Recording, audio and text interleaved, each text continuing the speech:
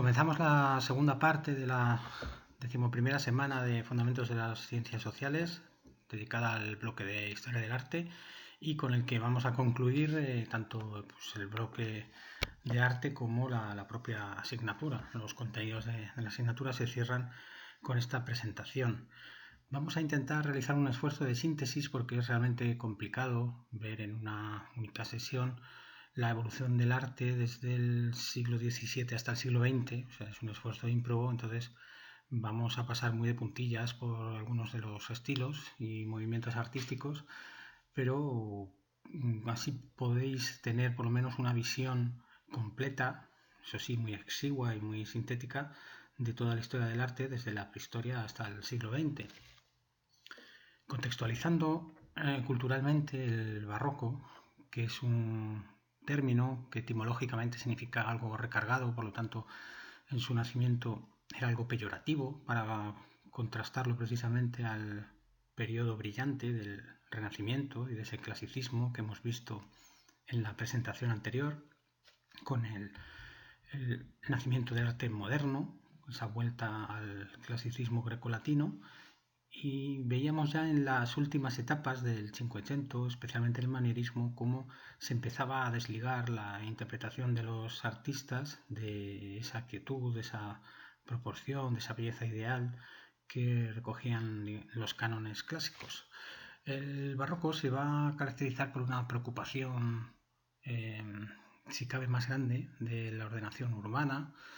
En Roma sigue siendo el centro cultural europeo, donde se había comenzado el movimiento renacentista y culmina en esta época con la remodelación de la ciudad de los papas, donde los arquitectos jugaron con las dos tipologías clásicas de edificios, que son las iglesias y los palacios. Todo se actuaba según un plan prefijado en el que la estructura urbana quedaba supeditada a la función del foco religioso, foco de peregrinación que era Roma. Recordad que las tres ciudades santas en este momento y desde la Edad Media eran Roma, Jerusalén y Santiago de Compostela. El ejemplo de Roma fue seguido por otras ciudades europeas, especialmente París y Viena.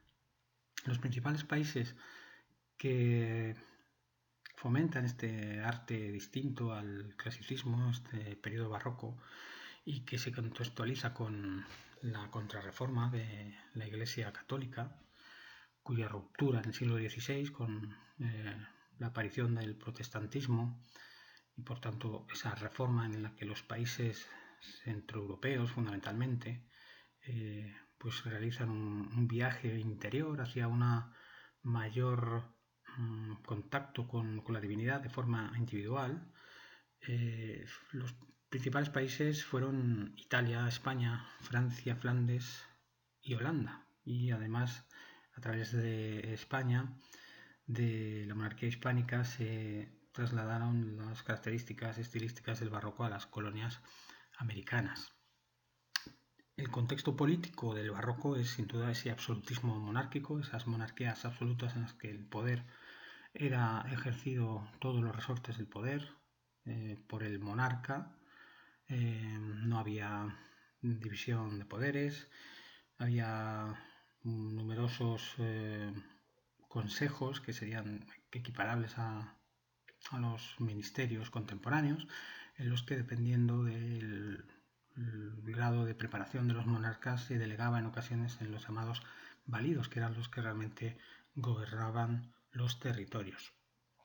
La monarquía va a ser, junto al papado, el principal mecenas del periodo barroco. Prácticamente todos los autores, todos los artistas están vinculados de una forma u otra a las cortes monárquicas. Pensamos en el caso de Diego Velázquez. Y el arte barroco tiene un significado de mostrar al poder precisamente esa magnitud del poderoso, del que gobierna, de esa monarquía absoluta, al servicio también de la Iglesia Católica, que había perdido poder precisamente por la reforma protestante de Lutero.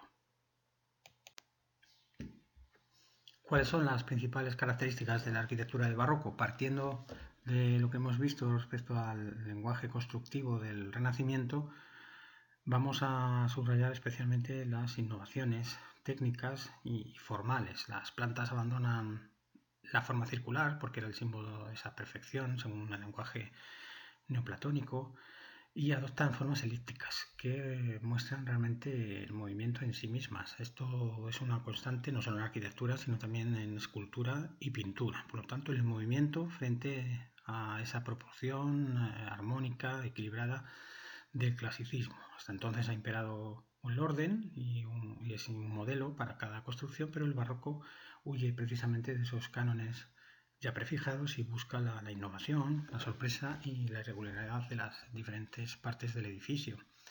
Por tanto, las fachadas dejan de ser previsibles y desarrollan gran viveza y movimiento, no solo en la planta, con los numerosos entrantes y salientes, sino también en el propio alzado. La línea curva y discontinua se va a imponer como nota arquitectónica a la línea recta.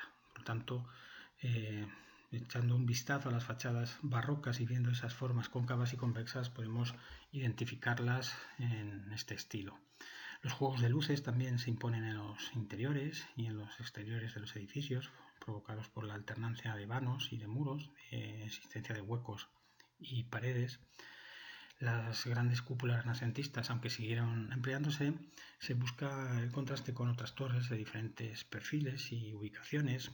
Los frontones, las molduras, los entablamentos quedan quebrados en formas caprichosas que generan orejeras, volutas y cilindros, que son también elementos visibles para identificar el estilo arquitectónico barroco. Los órdenes clásicos de las columnas se retuercen sobre su fuste y se decoran en ocasiones con racimos de uvas o de hojas, en lo que se conoce como las columnas salomónicas. Tenemos el ejemplo de San Pedro del Vaticano. Y una característica común a todo el barroco, no solo a la arquitectura, es la característica por el horror vacui. ¿Qué significa este concepto latino? Significa literalmente miedo a lo vacío. Entonces el barroco rellena todo espacio de la obra con algún tipo de diseño o imagen. La arquitectura, si fijáis las fachadas, los elementos decorativos están muy recargados y eso es también un elemento muy característico para identificar un edificio barroco. Tenéis aquí el ejemplo clásico de San Pedro del Vaticano y la plaza, esa nueva concepción del urbanismo en Roma, que no solo se utilizaba para ordenar el espacio, sino también para simbolizar las diferentes posiciones y poderes sociales. Aquí vemos los brazos de la columnata que abrazan a la iglesia, la institución más importante de la cristiandad latina. Además permite ordenar el espacio y el acomodo de grandes masas de fieles y plasma, mediante esos dos grandes brazos de acogida, rememora el abrazo de la iglesia a sus fieles. El autor es Gian Lorenzo Bernini. Dos ejemplos más de iglesias. En el caso de la derecha, la de San Carlos y las Cuatro Fuentes, podéis observar esa fachada llena de cóncavos y convexos, de huecos, de vanos, muros, la línea curva, sinuosa.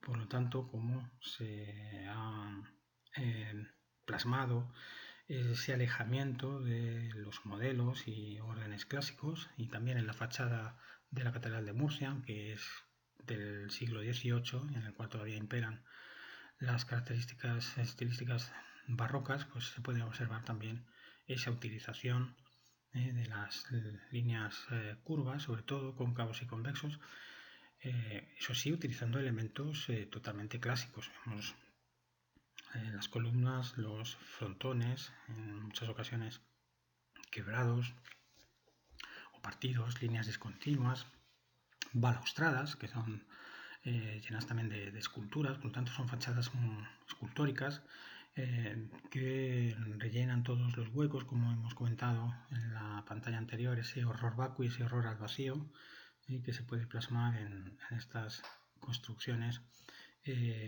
barrocas. Recordemos también que el barroco es un un efecto teatral. Entonces también se intenta engañar al ojo del espectador a través de estos juegos, de estos contrastes de luces y sombras. Respecto a la escultura, marcamos de nuevamente el movimiento como característica esencial. Sigue existiendo ese lenguaje clásico, pero la relación entre los personajes es dinámica, existen diagonales. Pensamos en la Polidazne, sobre todo, hay movimiento, hay diagonales, hay juegos de luces y sombras. Y en especial la línea serpentinata, que consigue obtener una acusada sensación de inestabilidad en las figuras de las esculturas, ese fuerte sentido de teatralidad que también hemos comentado para la arquitectura, y principalmente los temas son mitológicos, religiosos y cortesanos. Hay una continuidad respecto al Renacimiento, y entre los principales escultores vuelve a destacar Bernini, que como los grandes artistas del Renacimiento no se ocupan exclusivamente de una tipología artística. Quizás una de sus obras más conocidas es el Éxtasis de Santa Teresa, en el que se puede ver esa diagonal, esa teatralidad, sobre todo el uso de la luz natural para sugerir la presencia divina de la unión mística entre Dios y la Santa, cuyo cuerpo se desploma sobre una nube mientras un serafín se dispone a traspasarla con la flecha del amor divino, que simboliza esa unión mística. Y en pintura, pues en pintura el barroco se va a consolidar con estas mismas características que hemos visto en la escultura, ¿no? Sobre todo movimientos, diagonales y contrastes de usos de la luz y de las sombras. Dentro del dogma de la Contrarreforma católica, la pintura servía para difundir estos mensajes religiosos, para hacerlos más verosímiles, más realistas. Por lo tanto, la pintura huye del idealismo del Renacimiento y muestra personajes que, aun con una condición divina, son más reconocibles, tanto los rostros como los cuerpos, los gestos, la comunicación que tienen. Los principales centros, como hemos comentado, son Italia, Francia, España, Flandes, donde hay distintas escenas religiosas, en la Inmaculada, en los santos, los sacramentos, y por supuesto también temas muy complejos en su trama iconográfica de índole mitológica. En Holanda, en cambio, las principales temáticas son retratos, paisajes, los bodegones que triunfan en el barroco, y escenas de la vida cotidiana. Por lo tanto, la pintura del barroco decimos que huye de ese idealismo, no rehúsa la plasmación de la vejez de los rostros, incluso de la fealdad o la deformidad. Se refleja lo trágico, hay reacciones dramáticas, violentas, y se tratan de mostrar con el mayor naturalismo posible. La luz, por lo tanto, es quizás el elemento principal para distinguir una obra barroca de otra de que no lo es, porque se dirige y se concentra, crean fuertes contrastes entre los espacios iluminados y los que están en penumbra, a la vez que ayuda a construir los volúmenes de las distintas figuras. Además, la luz intensifica el dramatismo de algunos de los personajes y se enfatiza todo aquello que de algún modo quiere el artista resaltar de una forma especial. Por lo tanto, la luz en sí misma puede ser un papel, o puede desempeñar un papel selectivo. Asimismo, el color adquiere una gran importancia, lógicamente, en la pintura, porque se prefieren las tonalidades intensas y dramáticamente contrastadas. Tenemos el ejemplo del tenebrismo del pintor italiano Caravaggio, en las cuales se ve perfectamente ese contraste dramático entre luces y sombras. En esta obra, Caravaggio, una de las más conocidas, la vocación de San Mateo, al comienzo del arte barroco, en el año 1600, se ve la postura informal y natural de las figuras. Por lo tanto, hay un cambio de ese idealismo que todavía plasmaba el manierismo. Los personajes están vestidos con ropas contemporáneas. Parece pues, una escena de género, parece una taberna, ¿no? Una pintura religiosa. Eh, Está plasmando un pasaje bíblico en el cual eh, Jesús vio a un hombre llamado Mateo en una casa de cambio, por lo tanto están representando eh, los recaudadores. Hay ahí también, desde luego, un contenido social en el tema, en la temática del cuadro. Y Jesús lo que pide a Mateo es que le siga. Le dice que deje el despacho de impuestos y le siga en su apostolado. La genialidad del cuadro desde un punto de vista técnico está en el uso de la luz y la sombra. La luz del sol entra y sigue la mano de Cristo, que está representado a la derecha, y que señala a Mateo. La luz no genera drama, es una metáfora de la mano de Dios, y Jesús le pide a Mateo que se una a él. En cambio, en la mesa de cambios de Levi, que se inclina sobre su dinero y a su vez ignora a Jesús, se está dando un contraste entre los recaudadores, por lo tanto, mundanos, que preferían sus actividades económicas a las salvíficas o religiosas, que es lo que simboliza, a fin de cuentas, esta vocación de San Mateo.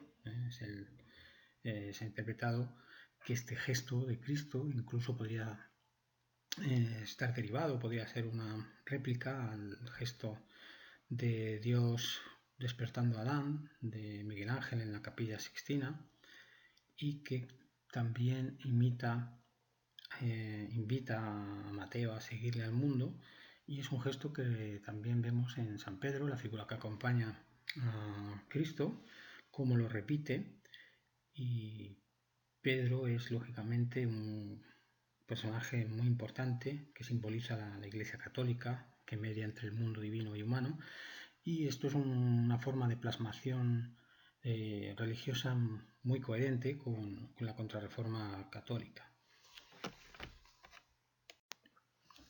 En la escuela flamenca, en Holanda, también en la escuela flamenca destacaríamos a Rubens, por ejemplo, y en la escuela holandesa tenemos a otra de las grandes figuras del barroco, como es Rembrandt, que refleja pues sobre todo acciones más cotidianas. Esto es un retrato colectivo, cualquiera de los rostros de los personajes que aparecen en esta lección de anatomía del doctor Tulp de 1632 podían ser perfectamente individualizados. Entonces se quiere mostrar cómo realizaban estas lecciones de anatomía de una forma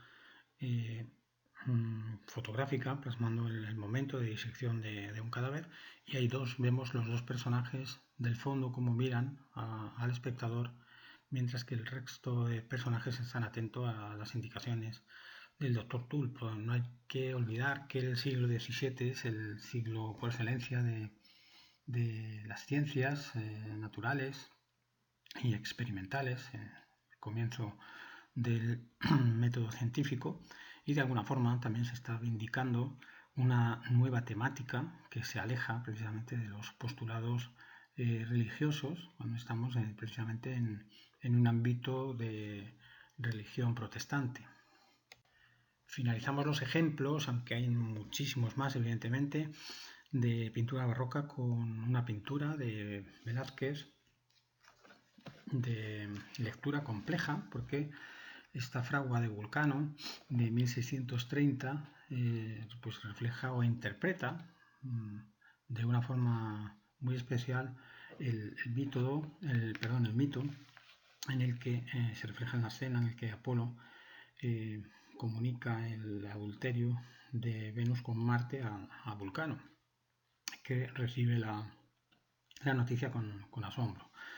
En el mito, Vulcano está asistido por cíclopes en su fragua, Y aquí vemos las figuras que aparecen con ropajes del siglo XVII, con rostros, digamos, normales, de personas normales, personas humildes. Por lo tanto, no hay rastro de idealización, salvo en la figura apolínea, y vemos cómo la inspiración de las artes mayores frente a las artes menores podría ser una de las interpretaciones de este cuadro, es decir, Apolo como símbolo de estas artes mayores, de la música, de la literatura, frente a las artes menores que podrían ser los herreros que están en la fragua, ha sido una de las interpretaciones de los críticos, por lo tanto sería una vindicación del arte frente al oficio mecánico.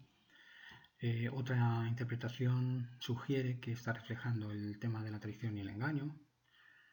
Desde un punto de vista formal, los desnudos de las figuras muestran algunos de espaldas o de lado, por lo tanto está también cambiando ese lenguaje clásico que hemos visto en la disposición de las figuras. Son desnudos académicos de estatuaria clásica, pero reinterpreta la disposición del natural. Por lo tanto son rostros y cuerpos de seres corrientes, como hemos comentado. ¿Qué aporta este tipo de pinturas respecto al Renacimiento? Pues lo aproxima a lo cotidiano. El mito se acerca como un medio de pensamiento y de acción puramente humano. Hay un mayor realismo, a pesar de representar escenas religiosas o mitológicas.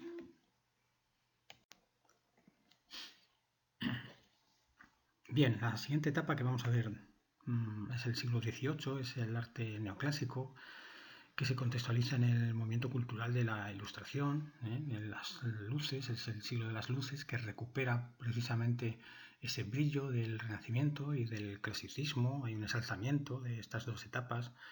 Es el siglo de la razón también, donde la fe es sustituida por la razón humana. Es el siglo del progreso de las ciencias, con la división de poderes, poder ejecutivo, legislativo y judicial de Montesquieu, donde se aboga por los derechos naturales del hombre, la libertad, la igualdad, la felicidad, donde otras ciencias como la historiografía o la economía van sumando aportaciones, autores como Voltaire, Smith, Herder o el propio filósofo Immanuel Kant. Como símbolo de esta ilustración veis la imagen de la portada de la enciclopedia, donde se recogen los numerosos tomos, los principales saberes de la época. Características del arte neoclásico, bueno, pues como su propio nombre indica, trata de volver a ese arte del Renacimiento y del clasicismo, aunque también dentro del neoclásico hay una corriente naturalista, donde se observa ese orden de la naturaleza, y una corriente rococó, que sería durante la primera mitad del XVIII, donde se siguen los parámetros del exceso de la decoración barroca. Respecto a la arquitectura, pues hay un rescate de esa sencillez clásica, armoniosa, proporcionada, matemática, equilibrada frente a ese exceso de elementos recargados del barroco. Esto se plasma en grandes palacios, museos, teatros, edificios gubernamentales e iglesias. En América tiene gran acogida este tipo de plasmación arquitectónica. Pensamos en edificios como el Capitolio de Washington.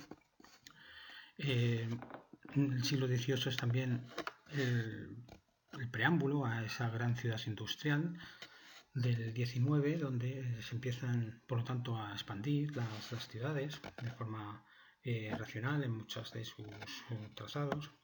Y en la escultura y en pintura, pues se promueven temas clásicos, religiosos, mitológicos. En escultura hay muchísimas fuentes también con estas temáticas, y destacamos, entre otros autores, a Antonio Cánova y a Jacques-Louis David en pintura.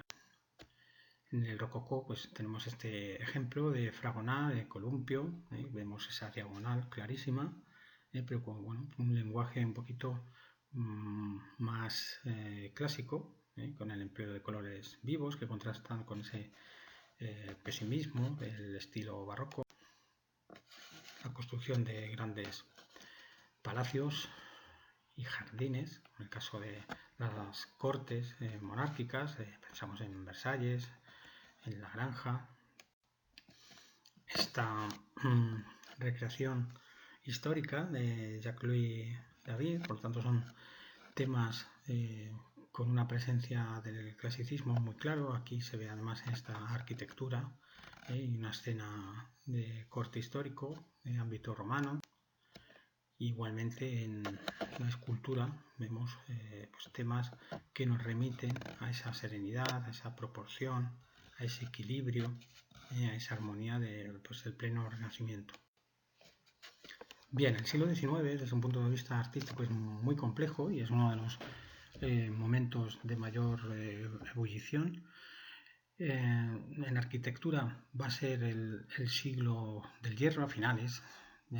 Estamos contextualizando que es el ciclo de la revolución industrial, la primera revolución industrial en la primera mitad del siglo, que nace en Gran Bretaña y se expande por el continente europeo y da el salto también a Estados Unidos y simboliza las construcciones, los edificios, grandes construcciones con el hierro, ¿no? Como tenemos el ejemplo de Gustave Eiffel. Y por otra parte es el siglo, es el momento de los neogóticos o neorrománicos o neobizantinos, bizantinismo, en el cual se realizan edificios evocando, lógicamente en este siglo XIX, antiguos estilos, como puede ser ese neogótico en el Parlamento británico o en la fachada de la Catedral de Barcelona, que tenéis en imagen, o ese neobizantinismo en el Sacré-Cœur en París, en la zona de Montmartre, con esas cúpulas que evocan estilos anteriores. Desde el punto de vista de la pintura, debemos mencionar en primer lugar la figura de Francisco de Goya, que es un artista inclasificable porque está a caballo entre el neoclasicismo y el romanticismo y además anticipa tanto técnica como temáticamente cuestiones y estilos y preocupaciones del siglo XIX, ya que él vivió pues, a finales del XVIII y comienzos del XIX, plasmando en su pintura histórica la brutalidad de la guerra, en el caso de la guerra de independencia de España, y es también precursor en la denuncia y la crítica social. Desde un punto de vista técnico, el uso de la paleta de Goya es también una gran aportación. El trazado de su pintura ofrece pues técnicas que vamos a ver sobre todo pues, casi 100 años después, en el caso del impresionismo. Bien, el primero de los estilos de este siglo XIX, desde el punto de vista pictórico, aunque el romanticismo tiene lógicamente otros aspectos pues, literarios, sobre todo históricos, se plasma en una pintura donde se reflejan los sentimientos, las emociones, las pasiones, frente a ese racionalismo del siglo XVIII. Hay libertad en el artista frente a lo académico y a las normas que ofrecían las academias.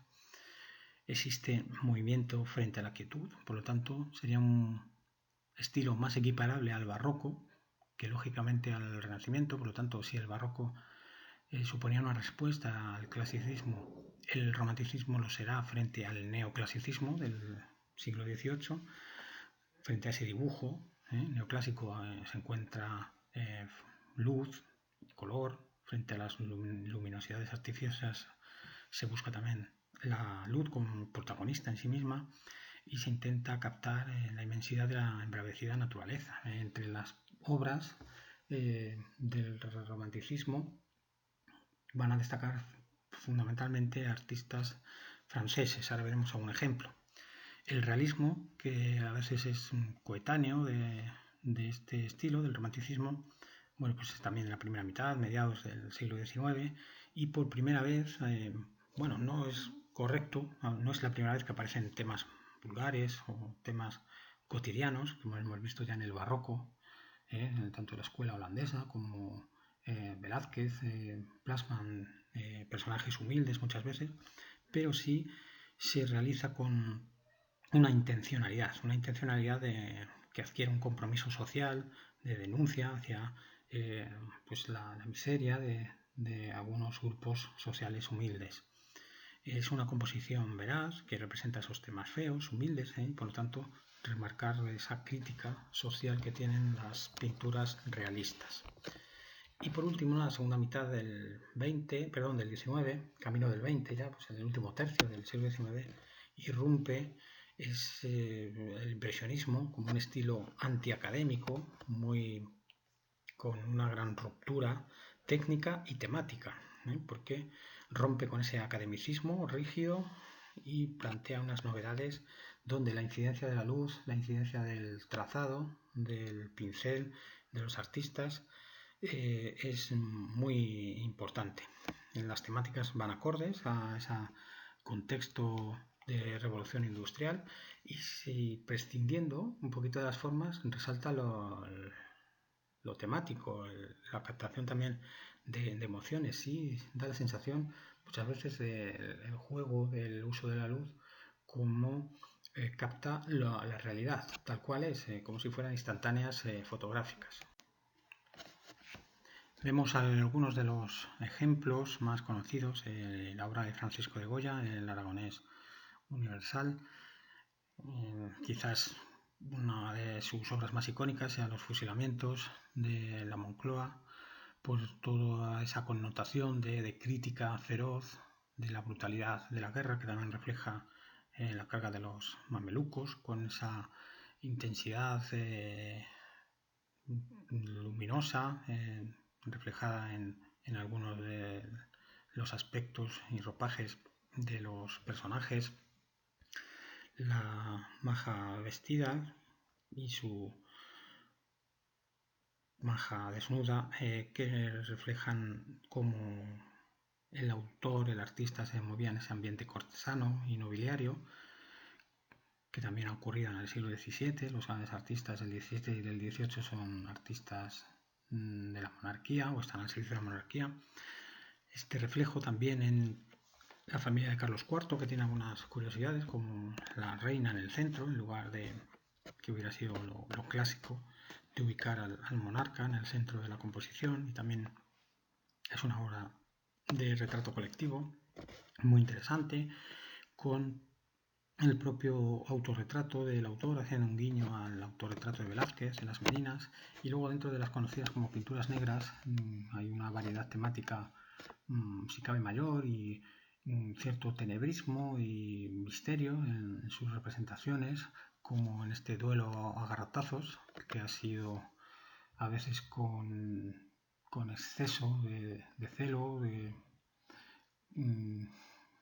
interpretación de las dos Españas muy pronto. Estamos hablando de comienzos del siglo XIX, que sí que se irá viendo a lo largo precisamente del reinado de Isabel II a través de las guerras carlistas, pero evidentemente por eso muchas veces se ha dicho que Goya es un adelantado a su tiempo, o este Saturno devorando a su hijo. En esta otra pantalla, pues bueno, vemos imágenes del romanticismo, la balsa de la Medusa de Jericó, vemos ese movimiento, ese irracionalismo, ese uso de una paleta de colores más tenebrosos. En el caso de la victoria del pueblo en la revolución de 1830 de Eugène Delacroix, vemos una composición clásica, piramidal, pero con una carga simbólica e histórica muy importante, porque está reflejando el triunfo del pueblo, las reformas que tanto el pueblo como la burguesía, aunque ya se habían logrado algunas de estas reformas políticas y sociales en la Revolución Francesa de finales del XVIII, pues tiene dos episodios, en 1830 y 1848, en las que tiene al pueblo como protagonista. Por lo tanto, el pueblo, el concepto de pueblo, será muy importante desde un punto de vista historiográfico y tiene esa plasmación en el romanticismo, ¿no? También como plasmación de esos nacionalismos que a lo largo del XIX pues conllevarán a la configuración de nuevas naciones. Las espigadoras de Millet es un reflejo de ese realismo que hemos comentado antes, que hemos caracterizado, fotográfico, humilde, con crítica social. Y en esta, por último, la estación de Saint-Lazare en París de Monet refleja, fijaros, pues algo realmente revolucionario desde el punto de vista artístico, porque si la comparamos con cualquiera de las imágenes que hemos visto hasta ahora, lo que llama la atención es la ausencia de la figura humana. Estamos haciendo realmente pues una fotografía de algo anecdótico desde el punto de vista figurativo, que es una estación de tren, pero que está reflejando una transformación evidente, un cambio evidente en lo económico, en lo social, en lo cultural también, que es esa llegada de la tecnología, esa llegada de la segunda revolución industrial, en el caso de los países europeos, porque bueno, el ferrocarril fue el símbolo, el motor de esa primera revolución industrial, pero ahora queda reflejado además no solo desde un punto de vista temático, sino también desde un punto de vista técnico, con un uso muy rápido, con muchísimo movimiento en el trazado de la pincelada, que es una pincelada gruesa y por lo tanto con un uso del color fundamental, apenas hay líneas, apenas hay dibujo y será toda una revolución que será continuada en algunas de las vanguardias del siglo XX. Otro de los ejemplos clásicos de este impresionismo es el autor Renoir y en este caso Le Moulin de la Galette, donde refleja también con ese trazado rápido la alegría de vivir, de ese fin de siglo XIX, un lugar de reunión social y que se aprecia pues como podría ser una fotografía de un instante donde se refleja la emoción de las figuras que están conversando, que están bebiendo, que están bailando, digamos, pues un acto social con unos grupos sociales determinados. Entonces, en el comentario de esta obra debería ir encaminado por esa vía. Bien, y finalmente entramos en el arte del siglo XX, donde simplemente en arquitectura, pues, he traído unas imágenes, unos ejemplos, donde el uso del hierro y del hormigón, del acero, será desde el punto de vista técnico y constructivo lo fundamental. La importancia de la escuela de Chicago, de los grandes edificios, esa verticalidad, esa iluminación, esa ventilación con numerosas ventanas, una técnica que engarza el hierro a través de pilares, de vigas o de entramados recubiertos de materiales ignífugos porque estamos ante el comienzo de esa arquitectura de rascacielos, especialmente en Norteamérica, y que trataba de concentrar el mayor número de gente en el menor espacio. Esta verticalidad elimina la función portante del muro. Los muros no tienen esa importancia de estilos precedentes, sobre todo pues, del medievo, el renacimiento, el barroco. Existen otras escuelas, como la escuela racionalista que simplifica las formas, o la Bauhaus, donde prima la funcionalidad. Tenemos ese ejemplo de Bauhaus en la obra del suizo Le Corbusier, en la villa Saboya, conocida como Villa Saboya, donde las plantas son más diáfanas, el uso del hormigón es lo característico. Otro de los ejemplos es el organicismo de Joy Wright, como en esta vivienda muy conocida, la vivienda o la casa de la cascada, donde se unifica la construcción humana con la naturaleza.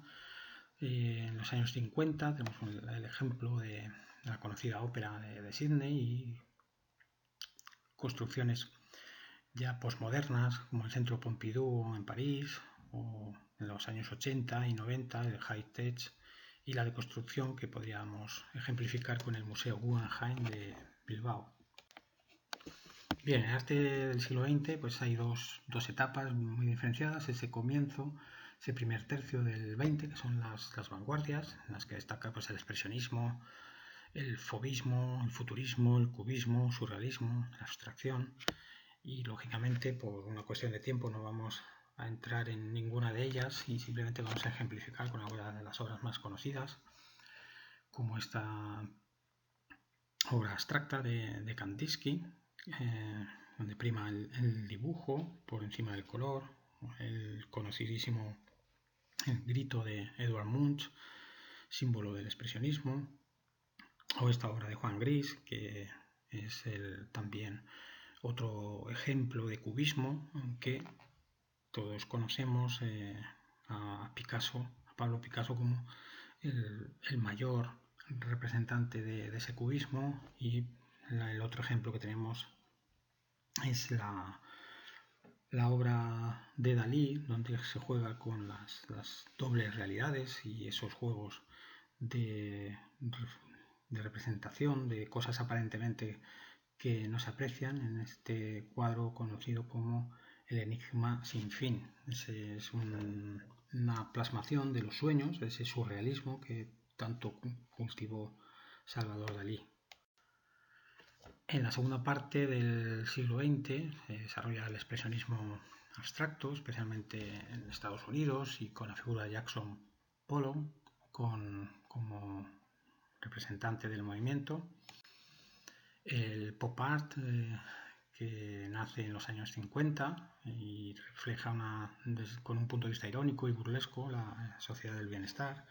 Tenemos los retratos seriados de Andy Warhol, de Marilyn, o de la sopa de tomate Campbell, Roy Lichtenstein con esas viñetas de historietas cómicas, o Richard Hamilton, donde refleja en distintos collages esa crítica social de las del consumo.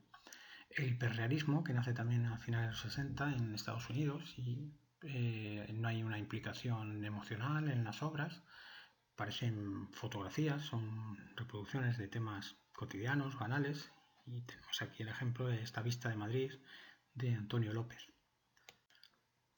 En España triunfa en los años 60, 70 la abstracción con el grupo El Paso, con Antonio Saura, Manuel Millares, Antonio Tapies, y aquí os debo recomendar la visita, si podéis en algún momento.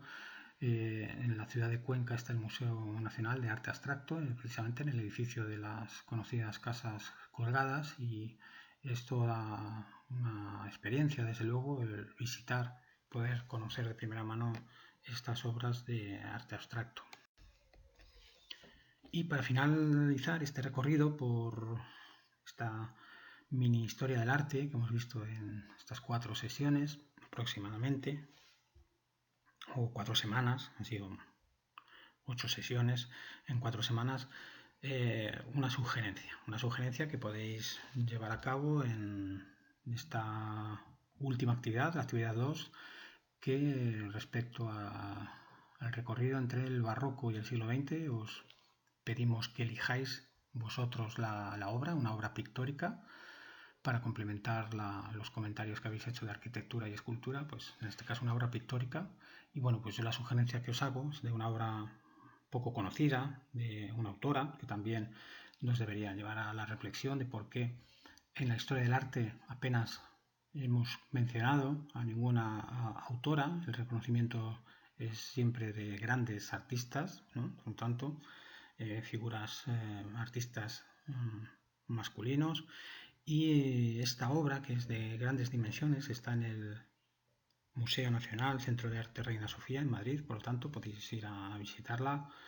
Debe llevar a esa reflexión, y fijaros, solo os voy a comentar un dato, nada de su posible interpretación, pero La autora apenas tenía 18 años cuando lo elaboró en 1929. Bueno, por mi parte, muchas gracias por haber seguido estas presentaciones y ha sido todo un placer.